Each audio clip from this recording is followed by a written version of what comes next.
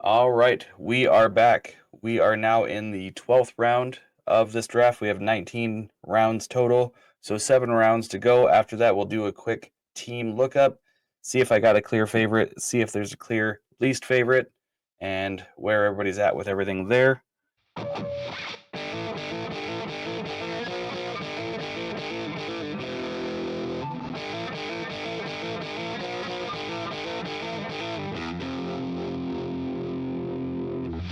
I'm going to go ahead and let these tight ends fall another round and let people get their second and third before I even get my next one.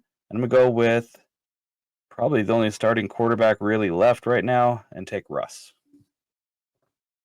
Could get some great work early in the season while Cam Ward is getting up and going. Russ could be throwing some deep balls, getting some Wandale, getting some Malik, and maybe having a game or two where he comes off really hot, and then Cam Ward ends up carrying this team for the rest of the season as my QB2.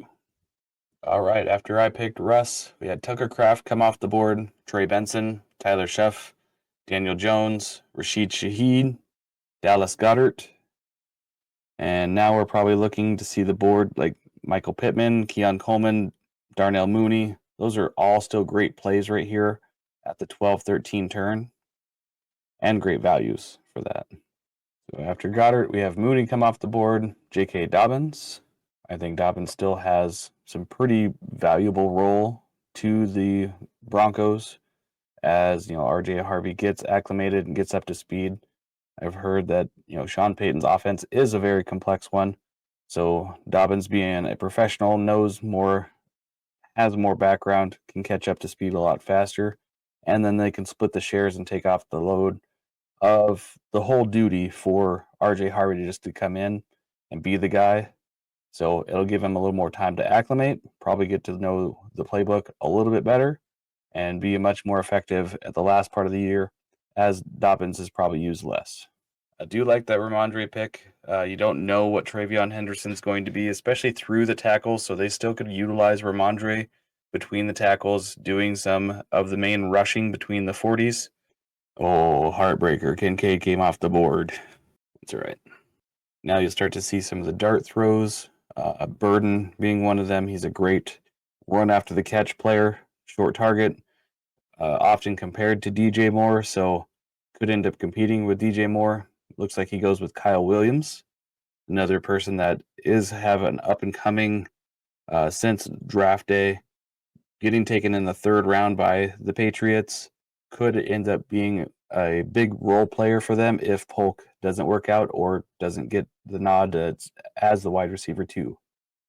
So like I stated in earlier videos though, like once Diggs finally got to camp and everything, he was working one-on-one with Polk, getting him up to speed on quick movements, starting off, breaking off the line, stuff he probably didn't have because he didn't have a good tenured wide receiver in front of him to kind of help him show those things. As a 13th round pick, I think Keon Coleman's just fine. If he has a breakout, it's going to be a great, huge sleeper value for you. If he ends up not doing much, it's a player that you end up getting rid of or benching and not worrying about. This being best ball, he has a couple good games where he gets, a couple catches, 3 for 75 and a touchdown. You'll be happy with that pick. Anything that's on your bench that gets you a starter week, once, twice, you're perfectly happy with that, especially in the best ball format. Let's look at running backs a little bit. I do like Garindo. Still like Tank Bigsby as the running back 2 down there. Not anybody I'm looking to snag right away. That's not required. But now with me up on the board, my tight end is now in range. And I think I will pull the trigger next round. Because if he goes to catch on the turn, I'll just go Ertz and then pick up Sennett later. So let's see who we got here. I think for the value, it's going to be hard to pick up on Hollywood right there. It's probably going to be the last wide receiver that I pick up for this draft. I guess it would have been smart to go Wandale there, huh? Whoops. It's tight end time. Round 14, I think I'll be happy getting my first tight end there and probably end up getting 2 to 3 more. Same thing with quarterback. I'll probably pick up. No, I probably won't. Probably won't end up picking up another quarterback. I do need some running back dart throws, so those will play an important part here shortly. Oop, there goes my Hunter Henry. Oh well. No harm, no foul. I'll end up going and taking some running backs and hitting that tight end just a little bit later. Like the pickup of Eckler there. Don't mind it one bit. I still think he sees some work in the receiving game. Yeah, this one might be a real easy, great one to grade out on as far as teams I like and teams I don't. Had a couple auto drafters in there, so usually ends up being some of those teams aren't as well put together. The balance of what you're starting versus what you have on your roster. Granted, you might be positionally strong, but we'll see. Yeah, these are definitely the boring rounds. Nothing's like, oh my gosh, can you believe he got him in this round? Once you're past that 12th, 13th round, it's fill your bench with what you feel is good for your team and helps balance everything out. Go for a player that you like. Been doing a lot of drafts where I ended up packing Thornton from Vegas. He's been running as the wide receiver 2 during OTAs and stuff. So maybe it's a dart throw that he gets some play.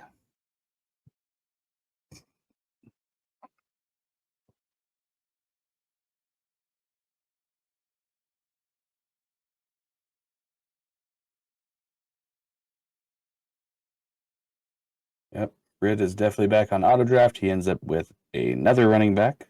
So probably one of my least favorite squads in that regard. I like the Mims pick. Seems like he was turning it around last year, started to put it together on what he needed to do as a professional wide receiver and show that he has some playmaking ability. There he goes, Wandale. Flabbergasted by the statistic that Wandale got 140 targets last year. I like the Ray Davis pick. I think he does end up with more work this year.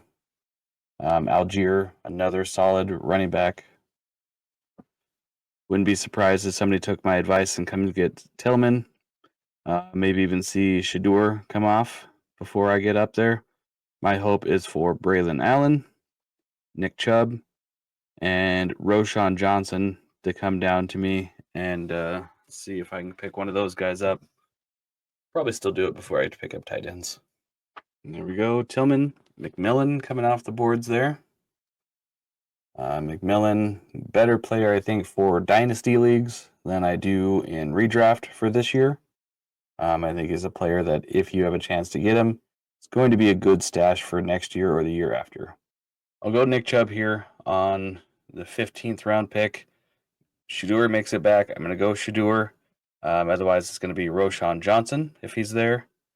And really, I'll look to probably just fill tight ends the last spots that I got. Yeah, still lots of good tight ends out there. Not too worried. From my last pick of Nick Chubb going into Josh Palmer, Zach Ertz, Adam Thielen, finishing out the turn there, going into the 6th round here. Alec Pierce, I picked up Shadur, Spencer Rattler coming off, Romeo Dubs, Rico Dowdle, Tyler Lockett, Gesicki, Jalen Noel, Dylan Sampson, Roshan finally coming off the board there. Now we're down to Harperville for the turn. He's picking up Pat Bryant. Could be the wide receiver 3. Could be the future wide receiver of Denver. Who knows? We'll see. Jalen Coker coming off. And back to money here on the 17th round. You're wondering if I'm stressing because all these tight ends are coming off the board? No, these are all about the same tier guys, that tier 2, tier 3-ish. They might have a decent game. You're looking maybe 5 to 7 points a week from them, hopefully for an upside of a touchdown, which gets them anywhere close to 10 points for a fantasy week. Really like that Michael Wilson pick. I think it's a player that's going underrated. I think the whole passing game for Arizona is kind of misdirected or underappreciated, and I think they'll have a much better role than most people are anticipating. My turn. So let's go with my first tight end off the board here. Let's go Okonkwo. Stacks him up with my earlier quarterback of Cam Ward. We're going to come back, probably pick up Ben Sinnott. I think he does play a bigger role this next year. And then figure out what else is left from there. It's not going to be pretty, but I don't care. It's the tight end position. It's not a make or break, especially with how much value I've got coming in on my running back and wide receivers. I should be okay to kind of wait here on the tight end and not have it as a key factor for my team. Ooh, the unteamed Keenan Allen coming off the board. Diami Brown. Back to me to pick up another tight end here. I think we go ahead and take somebody that is locked in as a tight end for their team, Dalton Schultz. Not the highest passing regarded one, but going to be a solid player for us. And that leaves us really with our 19th round pick to pick whatever, wherever we want. I currently have Dak, Cam Ward, Russ Wilson, and Shedeur at quarterback. So feeling very solid there. I've got Jameer Gibbs, Ashton Genty. I've got Charbonnet, Nick Chubb, Isaac Garindo for my running backs. My wide receivers are sitting at JSN, Tyreek Hill, DK Metcalf, Calvin Ridley. Got Matthew Golden, Stephon Diggs, and Hollywood Brown to round out all of my wide receivers there. And tight ends, I now have Schultz and Okonkwo. So yeah, this one really becomes like either the spot that you neglected throughout the whole draft round, or it ends up becoming just rolling the dice on a player that you think could have a prevalent role somewhere. All three Cleveland quarterbacks coming off the board here. Somebody rounds us out with Kenny Pickett. I'm going to just throw up. Yeah, definitely looking at this, you can probably go to punting your tight end till easily round 13. You still get choice of like Kincaid, Isaiah Likely, Hunter Henry, Ertz, Kate Otten. I think all of those are fine pieces if you wanted to go in the 13. Really, with how this draft is shaping up, round 16 and after, you're still getting plug and play tight ends. So if you're doing 2, 3, 4 tight ends for your last couple rounds and really filled in everywhere before, I think you're still going to be safe. You're not going to maximize any upside. You're just hoping that they get some play time. Occasionally, they're going to get a reception, maybe 3, 15 to 30 yards, and hope for that touchdown. Yeah, definitely round 13 or round 19 here. Whoops. I will probably go with my Noah Gray pick. I think he's got the most prevalent role to be joining Kansas City as Travis Kelce's replacement. This could very well be Kelce's last year. We shall see. All right. Well, now that we are fairly done drafting, let's take a look at everybody's board. So we've got Harper over here with Josh Allen, Brock Purdy, Penix as his quarterbacks. Very solid trio. We have McBride, Tyler Warren, and Ferguson as his tight ends. Definitely Trey McBride's tight end 1, tight end 2, depends on whose board you're looking at. Does go a little bit weaker in his receivers with Drake, Rome, Chris Godwin, Egbuka, Pittman, Wandale, Pat Bryant, Jalen Coker, but he's not going all in all like top tier wide receivers, but he should be able to get some great solid play out of all of that group. His running backs, Hampton, Connor, Ramondre, Ray Davis, Jarquez Hunter. Not the most solid running back room. You know, Hampton does have competition there with Najee, so you wonder how much play that'll come into. But for the most part, very, very solid team there. Money coming away with Jaden Daniels, Jared Goff, Dylan Gabriel. Definitely went top 2 quarterbacks and then forgot that he probably needed a third or wanted one. Thinks Dylan Gabriel could get some play. My pick would have definitely been Kirk Cousins over that, but that's where he went. His starting 3 wide receivers, McConkey, A.J. Brown, Terry McLaurin. For me, I have it A.J. Brown, McConkey, McLaurin. Pickens being your 4th, Shakir your 5th, Mims your 6th. Great set of wide receivers. Went late on running backs, so almost a zero strategy here with Mixon, ETN. I think that ends up being solid enough, 2 wide or running back 2s to keep him afloat each week. Warren could have some roles. Dobbin, like I said before, could play more part than people think. Algier, Roshan, and Zach Moss, great backup running backs. Mr. Always right here, Lamar, McCarthy, Cousins, if Cousins plays at all, solid backup there. Running backs, Achan, Bucky Irving, Swift, solid trio, and then have a couple decent Bigsby, Dylan Sampson, Blake Corum could be the guys if the people in front of them aren't doing anything right.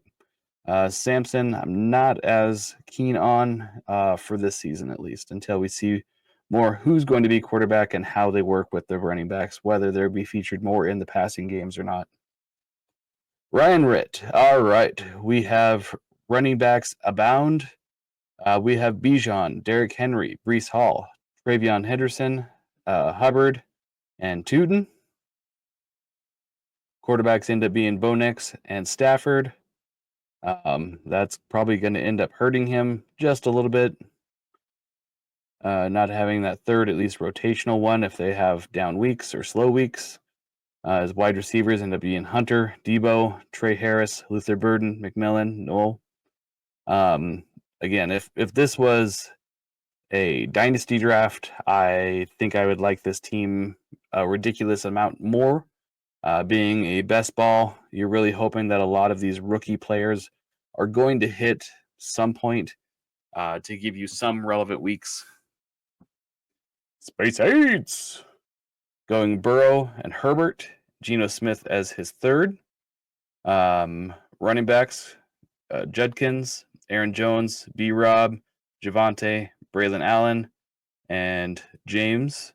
Really I think that's a solid one. Not like, oh my gosh, it's overwhelming. But you also look at the end of the board over here on the right. Like, these guys got a lot of the top tier running backs. And a lot of them ended up on Ritt's team too, which is almost a waste, but how it works out sometimes. Receivers, he's got Nico, Devonta Smith, Zay Flowers, Shaheed Coleman, Mike Wilson, Roman Wilson. So very solid, I think. Wide receivers, really hoping they have weeks that coordinate together to hit. Otherwise, you could be sending 5-6 points, maybe 10-15 points, maybe 6 points, 2 points. You know, you never know what you're going to get with some of those wide receivers. I think it'd be a lot more boom bust, which is a greater play for best ball than it would be to actually have to try to set that lineup each week. Good old Cap and Ron. We got Jamar Chase, BTJ, Judy, Josh Downs. Nice solid wide receiver core there. We got Drake May, Young, Daniel Jones, and Dart. So definitely a dice roll in the quarterback department. Whether Drake May becomes that thing, that's what we're hoping. I feel safer with him more as my QB2.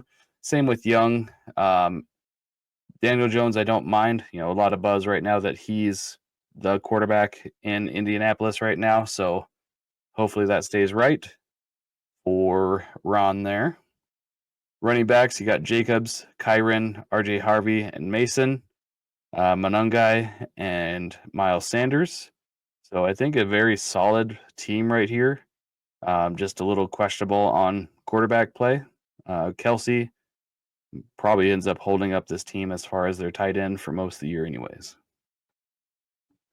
All right, we got Talon. Talon's quarterbacks are Mayfield, Caleb Williams, Schuff, Flacco, Milrow. I see why he kind of went with a few more because these guys can still have inconsistent weeks.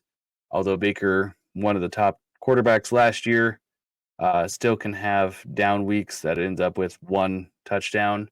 but 250, 300 yards, just one touchdown, and they end up rushing it in to cap off drives. Running backs, we have his running back one is Pacheco, Pollard, and then Scatabo,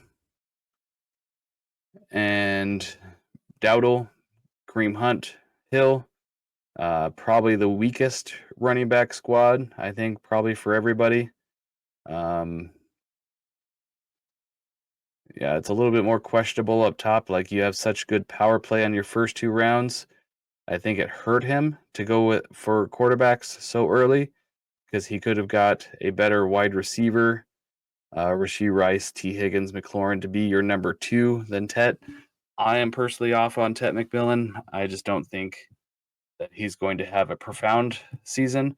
Big reason for that is Bryce Young hits open receivers and is more reluctant to hit a covered receiver. Adam Thielen is able to get a little separation and is in a spot. If Tet becomes more of a technician in his route running, it could work out really well. I'm just a little bit hesitant on that. All right. Going to the old partner in crime here. Cranny ends up going with Hurts, Kyler Murray, A-Rich. Pretty solid up top. Has running upside. Great passing, as both have improved and should have more improvements this year in the passing game. They still get to keep it the tush push. So Hurts stays his continued value of getting, 7, 8 plus rushing touchdowns. So helps keep his floor pretty high. CMC, we can't predict injury, so we can only expect that he's going to have a marginal improvement over what we've seen in the last couple years of partial seasons. Marv, I think we definitely get to see him bump up and level up year 2 for him. But after that, we're going a little bit more questionable guys. Like Moore is going to be still that short area guy, or we started to see the offense try to trend towards Rome. Personally, I think DJ Moore is still better for this year. Next year ends up being more of the Rome show, his third-year breakout. Evans on the decline, but still one of the main featured targets for Tampa. Juwan Jennings really going to play a strong role until Ayuk is back. Jacoby Myers, very strong wide receiver for them.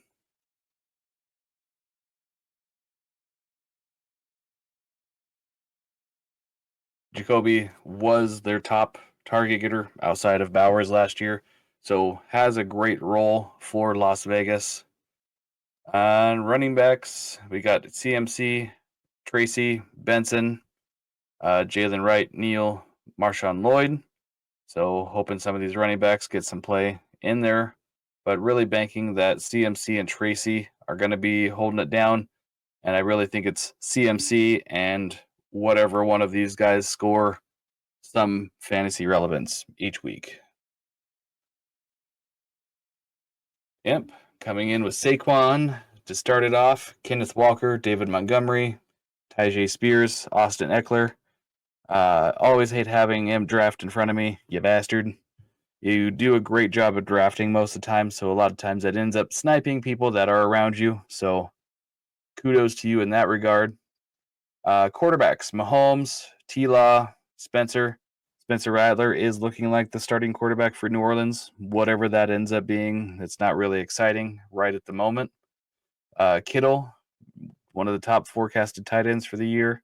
Getting him in the third round, not a bad value. Sealing it off here with Tucker Kraft all the way down in the 12th. Nice play. Garrett Wilson, Olave, Ayuk, Kupp, Bateman. Like these guys 2-3 years ago would have been all like your top 2 round picks. So to see them on a downswing and get some of this value here is great. Kupp is still going to be featured in the office as not the one, but a guy on the roster that they feed to. Bateman, we've seen him get some touchdowns and seen him slowly and churn up and build a role on the Ravens squad.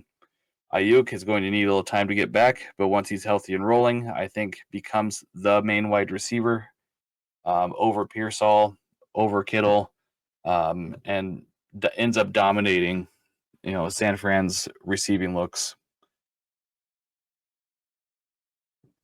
Then we had mine. We've been through it. Scooter. We got him getting Justin Fields, Tua, and Aaron Rodgers as his quarterbacks. Not the most exciting, but could have weeks that push 20, 25 points for you.